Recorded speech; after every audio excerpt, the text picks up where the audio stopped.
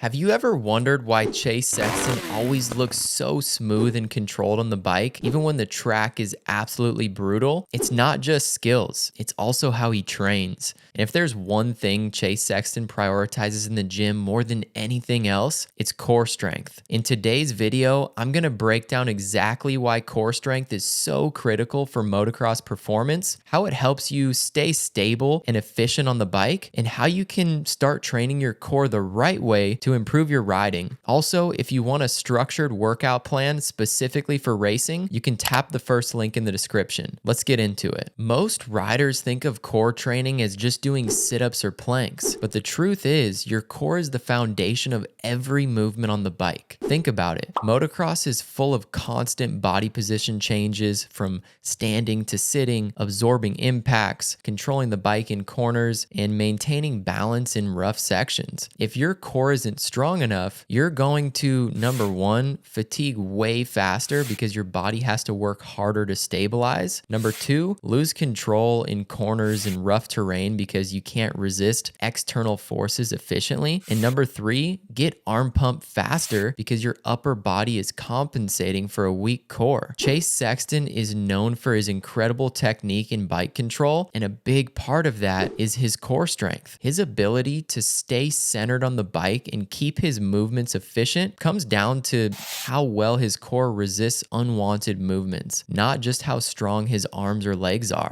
Now, when we talk about core strength, we're not just talking about having a six-pack. There's three key types of core strength that matter for motocross. Number one is anti-rotational strength. This is what helps you resist twisting forces on the bike, especially when you're hitting ruts, scrubbing jumps, or absorbing impacts. Sexton is great at this, which is why he always looks so stable. Number two is anti-extension strength. This keeps you from getting thrown backwards when accelerating out of corners or seat bouncing jumps. Riders who struggle here tend to round their lower back too much, which wastes energy and can lead to injuries. Number three is lateral stability. This helps you stay strong and balanced when the bike moves side to side. If you get cross-rutted or the bike kicks sideways, a strong core keeps you in control instead of getting thrown off balance. Chase Sexton's training focuses a lot on anti-rotational and anti-extension strength, which is why he can stay so smooth even when he's riding aggressively. So what kind of core work does Sexton do in the gym? Based off of what we've seen from his training and what works best for motocross athletes, he mostly focuses on functional movement-based core exercises instead of traditional ab workouts. Here are three of the best exercises you should be doing to train your core like Chase Sexton does. Number one is pull-off presses. This is one of the best anti-rotation exercises. It forces your core to resist twisting forces, just like when you're railing a deep rut or scrubbing a jump.